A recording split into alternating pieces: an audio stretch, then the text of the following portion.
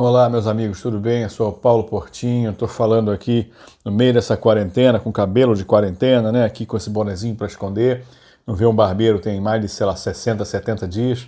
A gente vai discutir hoje aqui o seguinte: houve uma queda de juros para 3% da Selic e expectativa de talvez chegar a 2,25% ao ano, não é, na Selic. E por que que essa queda de juros ela não se reflete nos preços dos contratos que estão em vigor, não é? Quer dizer, o seu contrato de crédito não mudou nada, apesar dos juros terem caído absurdamente.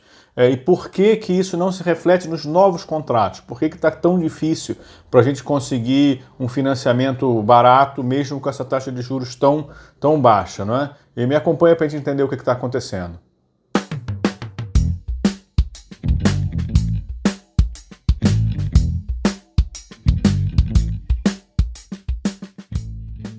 Então, gente, a primeira coisa a saber é a taxa Selic ela é só uma taxa de referência da economia. O Banco Central ele indica, olha, essa vai ser a taxa básica da economia e ele resolve essa taxa fazendo um ajuste de quantidade de dinheiro na mão dos bancos. Juro é demanda, interesse por grana. Então o que o Banco Central tem de relacionamento com os bancos?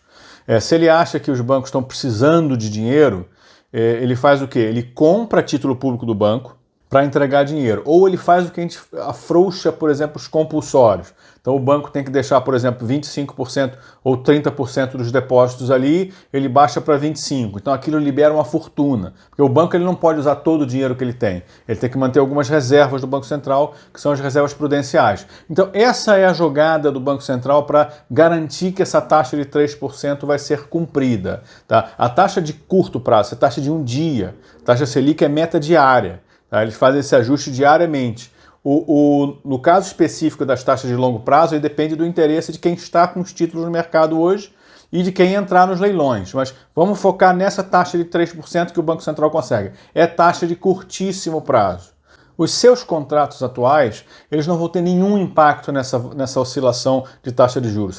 Você pode ter feito um contrato lá atrás a juros de 14%, o juro foi a 3% e as coisas não vão mudar absolutamente nada. Você vai ter que continuar pagando seus 14%. A mudança da taxa de juros não influencia nenhum contrato vigente, a não ser que seja um contrato derivado de DI. Mas contrato de dívida, né, de crédito que você tomou, raramente é isso, não é? Então isso não vai mudar. O que pode acontecer, e é o que as pessoas fazem com muita frequência, numa queda grande de juros, as outras linhas de crédito dos bancos, né, CDC, até a linha de crédito imobiliário, podem reduzir os seus custos. E aí você faz ou uma portabilidade ou uma renegociação. Eu imagino, eu acho que com essa crise toda que a gente está vivendo, é muito provável que vai existir uma enorme renegociação. Parece que o STF, por exemplo, já autorizou que o governo do Rio de Janeiro pare de pagar a sua dívida imobiliária com a Caixa Econômica Federal. Quer dizer, então tá nesse nível de, infelizmente, né, de descumprimento de contrato por uma questão trágica que a gente está vivendo na economia e na saúde. Tá? Mas então, o seu contrato passado não tem mudança. Você deve estar se perguntando por que está todo mundo reclamando que o governo liberou R$1 trilhão, 100 bilhões de reais para os bancos, e os bancos estão segurando a grana. E quando a pessoa vai tentar tomar um empréstimo, o empréstimo está mais caro do que antes. Né? Não caiu o cheque especial, praticamente não caiu o CDC, crédito direto ao consumidor, né? O cartão de crédito é a mesma coisa. Por que os bancos não estão liberando esse dinheiro que o Banco Central liberou para eles? Só voltando aqui à questão da taxa Selic, que eu falei no começo, para vocês entenderem essa questão do Banco Central liberar dinheiro para os bancos emprestarem para a gente. O juro é o preço do dinheiro. Se tem muita gente querendo o dinheiro, o preço dele sobe. Se tem pouca gente querendo, o preço dele cai. Tá? Então, por exemplo, se tem muito pouca gente interessada em emprestar dinheiro para o governo vai ter que aumentar muito os juros para que ele consiga tirar aquela liquidez, né? Tirar aquele dinheiro. Você está trocando título público por dinheiro, está tirando liquidez no mercado. Não é? E o Banco Central faz isso com os bancos regularmente através das suas portarias, etc., das suas decisões de compulsório. O que acontece é que o volume de dinheiro que existe na economia, o volume de dinheiro digital, né, eletrônico, que está nos operações de crédito, nas contas remuneradas, nas contas não remuneradas, à vista, a prazo, é enorme. Então, o Banco Central, quando sente que existe dinheiro demais na economia, ele faz o quê? Ele aumenta o compulsório. Significa que o banco é obrigado a pegar uma parte disso, tá certo? E entregar esse dinheiro dentro do Banco Central e aquele dinheiro desaparece da economia. Quando está faltando dinheiro para crédito, é o contrário. O Banco Central libera o compulsório e o dinheiro volta. O problema é que esse dinheiro entrou no banco, tá certo? E o banco não empresta. Por quê? Porque a lógica do banco não é... A lógica do banco é a lógica comercial. O banco, ele olha para a sua capacidade de pagamento. O banco, ele não empresta. Vocês devem saber disso, é meio óbvio, né? O banco não empresta para fazer a sua vida melhor. Apesar da propaganda do banco ser essa, né? Assim, vem aqui realizar seus sonhos e tal. Não é esse o objetivo dele, não é esse que a sua vida seja melhor, que você resolva o seu problema. Ou ele quer que você pague. Né? Aí eu pergunto a você, pensa comigo, você no lugar de um cara que vai emprestar dinheiro, esquece o banco, pensa que você está emprestando dinheiro para um amigo que está mal. Se você quer o dinheiro de volta, o que você vai analisar? Qual é a chance desse cara me pagar? Então o que a gente está vendo, de forma generalizada, é que os fluxos de caixa das pessoas e das empresas está completamente comprometido. Não dá para acreditar que daqui a 2 meses, quando acabar a carência do empréstimo, eventualmente, você vai voltar a me pagar se você perder o seu dinheiro ou se o seu negócio não voltar a funcionar. Então, infelizmente, pessoal, isso aí, o banco até empresta, mas ele sobe o custo, né? Muitas empresas estão captando dinheiro agora, ou captaram antes, agora está mais difícil, mas captaram antes, você via claramente que antes elas captavam a 110% do CDI, CDI mais 0,5%, passou para CDI mais 3,5%. Né? Então, como as pessoas tinham medo, não sabia se o negócio ia durar 2 meses, 3 meses, fechamento, eles precisavam de caixa, eles colocaram dinheiro lá dentro.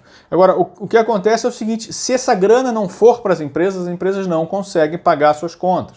Então, essa é a lógica que está acontecendo. O banco, ele recebeu uma fortuna, mas ele não consegue te emprestar e quando te empresta pede um juro alto demais que você não toma, porque você vai acabar quebrando a sua empresa ou quebrando você mesmo. Só toma se tiver um desespero enorme.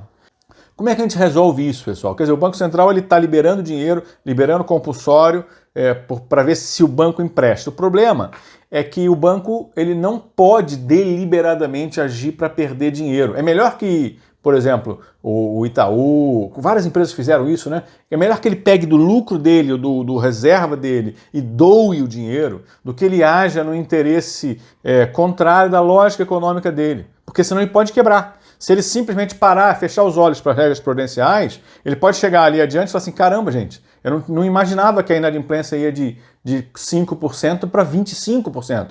Talvez ele não consiga sobreviver. Foi exatamente o que aconteceu na época do subprime. Ninguém imaginava que a inadimplência passaria de 1%, 2%. Jamais de 5%. Quando bateu 8%, estava todo mundo quebrado. Tá? Porque esse mercado é um mercado alavancado, tá certo? No banco principalmente, né? Então o ponto fundamental aqui, gente, é como é que a gente resolve isso? Como é que a gente faz com que esse dinheiro chegue nas pessoas? Os bancos não vão agir de forma irracional, isso não há jeito. Tá? Não dá para a gente botar uma arma na cabeça do banco e mandar emprestar mais barato. O que já está acontecendo nos Estados Unidos e talvez aconteça no Brasil, mas seria um negócio tão inédito, apesar de já ter tido, acho que se não me engano, o Congresso liberou isso de uma forma não tão aberta como está nos Estados Unidos, é o próprio Banco Central emprestar o dinheiro, em vez dele liberar esse compulsório para o banco, por exemplo, R$1 trilhão de compulsório do depósito, liberar para os bancos 500 bilhões de reais, ele começa a trocar dívida, trocar dinheiro por dívida de empresas. Né? Então a empresa assina uma nota promissória, uma promessa de pagamento e o Banco Central empresta o dinheiro para elas. Isso está acontecendo nos Estados Unidos porque a situação está dramática lá. Né? Qual é o grande problema disso? No meu entendimento, que está acontecendo lá nos Estados Unidos também. Se a gente passar a emprestar sem observação dessas regras de crédito e realmente acontecer a quebradeira que está sendo mais ou menos prevista por praticamente todo mundo, né? Tem gente falando de 40%, 60%, até 80% dos restaurantes em determinadas áreas da cidade nunca mais voltarem. Não é? por vários motivos, seja porque não tem grana agora ou porque o mercado, quando voltar, volta mais devagar. Então, a gente tem que estar preparado para um calote gigantesco na autoridade monetária brasileira, que na prática é um calote em nós mesmos, né? Não é uma questão muito fácil, é uma questão delicada. É um peso bem difícil de gerir, né?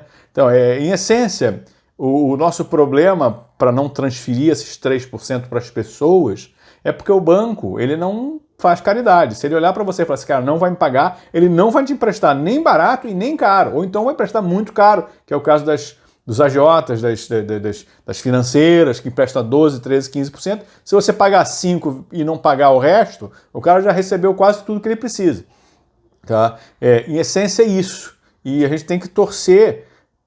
Mais importante, a torcida que você tem que ter em casa, no seu coração, na sua cabeça, a gente tem que torcer para o mercado não ficar irracional, para o mercado de dívida não perder a racionalidade. A gente não pode perder uma coisa chamada curva de juros. Entra no sitezinho do Tesouro Direto e se você olhar que o juro futuro está disparando para 8, 9, 10, 15, 20%, aí morreu. Aí o Brasil não vai sair do buraco por métodos ortodoxos, vai ter que ser o método heterodoxo.